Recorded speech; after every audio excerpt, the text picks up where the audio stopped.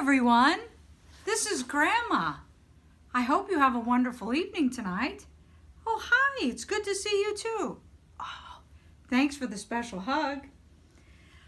Tonight we have a story from the book 5 Minute Stories, and the request was made by Paul, and the book was given to me by Grandma Carrie. So thank you, Grandma Carrie. And Paul, I hope you like this tonight's story. The story is The Boy Who Cried Wolf. Have you ever seen a wolf? Yeah, I haven't, but I've seen them on TV, and they look pretty scary. I wonder what this story is about. Should we find out? Okay, The Boy Who Cried Wolf. Once upon a time, there was a boy named Peter who lived in a little village in the mountains with his parents, who were sheep farmers. It was Peter's job to watch over the flock and protect the sheep from wolves. Day after day, Peter sat on the mountainside watching the flock of sheep. It was very quiet up there. There was no one but the sheep to keep him company. No one to talk to. No wolves ever came to eat the sheep. Peter got very bored. He tried to amuse himself by climbing rocks and climbing trees and crawling through the grass and counting the sheep one by one.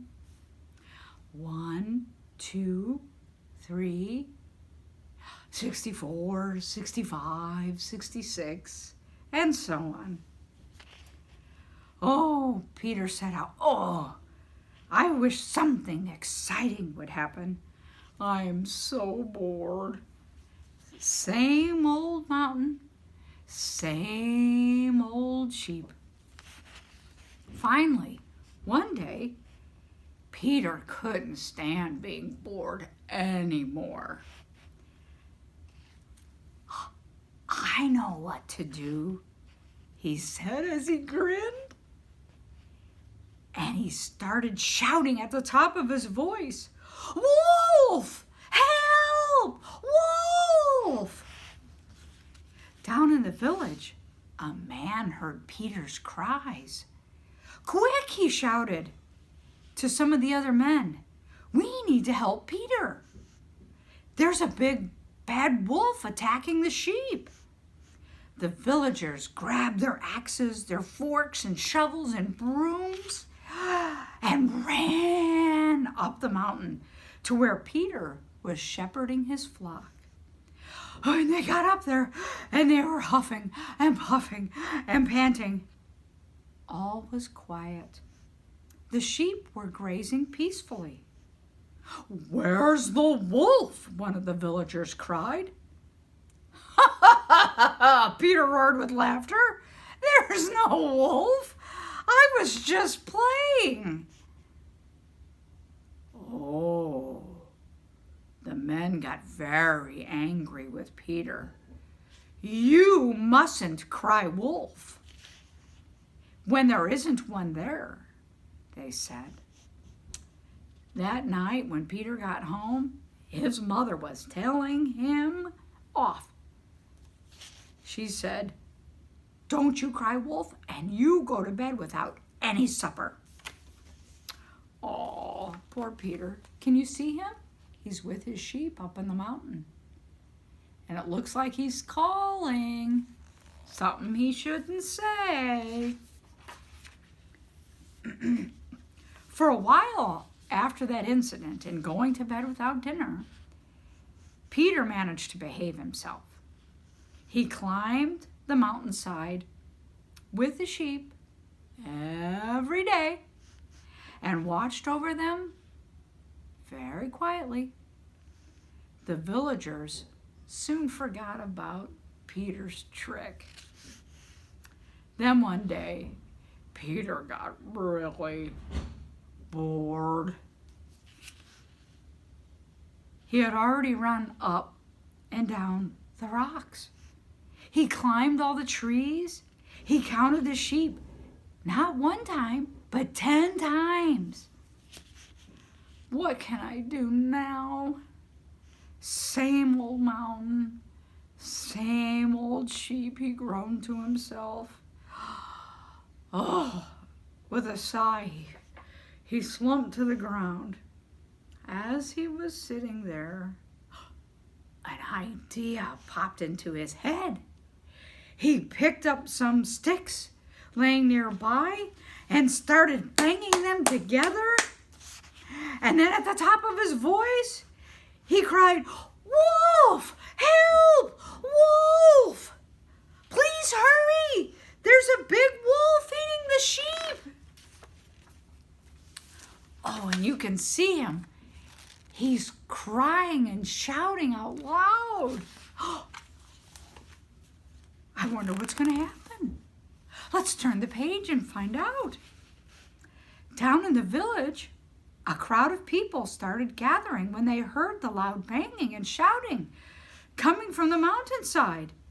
"What's all that noise?" someone cried. "It's Peter. He's in trouble," shouted someone else.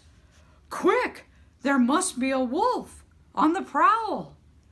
Once again, the villagers, they grabbed their forks and they grabbed their shovels and brooms and they ran up the mountain to chase away the wolf and save poor Peter and his sheep. And once again, when they got there, all puffing and panting out of breath, all was quiet. And the sheep were grazing and eating grass so peacefully. "Peter, what happened?" shouted one man, and he was angry. Peter said, "There's no wolf. I was just playing." "You shouldn't make jokes like that," said another man. "It's not good to lie." The villagers marched back down the mountain towards the village, and they were not happy. That night, Peter got even in bigger trouble with his mother, and once again she yelled at him and sent him to bed without any supper. And you know, Peter, he likes to eat supper. Do you like to eat supper? I like to eat supper. I hope you had a good supper tonight. For a few days, here you can see Peter up in the trees counting his sheep. For a few days, the villagers went around moaning about Peter and his tricks and making them run all the way up the hill. But after a while, the incident was forgotten, and Peter continued to climb the mountain every day with his sheep. He had decided that he would try to behave himself, especially because he did not want another scolding from his mother. So a few weeks later, while Peter was counting sheep, as usual, to pass the time, 1, 2, 3, 64, 65, 66, he noticed some of them were bleating. The sheep were making sounds. He climbed in the tree to take a look. Why were the sheep so upset? What were they looking at? What were they being bothered by? And then, to his horror, he saw a big hairy wolf. The terrifying creature was creeping through the grass towards the flock with his jaws open and his long teeth hanging out, ready to eat the sheep. Peter could see those sharp, pointing teeth. Can you see where the wolf is? Can you see? He's right here. Let's see what happens. Shaking for fear, he started screaming, "Wolf! Help! Wolf!" please hurry. There's a big wolf about to eat the sheep. A few people down in the village heard his cries for help, but they just kept on business as usual. It's only Peter playing another game or another trick on us. Not going to be fooled again. And so nobody went to help Peter. They all thought he was playing a trick or playing a joke. By nightfall, though, when Peter didn't return home, his parents became very concerned. Peter never missed supper. Something must have happened. Peter's father gathered, come on, let's gather up the people. Let's in the village. Together, they hurried up the mountain, carrying flaming torches. A terrible sight met their eyes. All the sheep were gone. There really had been a wolf there this time. Peter was still in the tree and he was shaking and crying. I cried out, "Wolf, why didn't you come?" He wept. They said, "Nobody believes a liar, even when he's speaking the truth," said Peter's father, helping him climb out of the tree. Peter hung on to his father all the way home. He never wanted to see another wolf again. And Peter finally learned his lesson. He never ever told a lie again. And the best part was, he always got to eat his supper. The end. I hope you enjoyed today's story.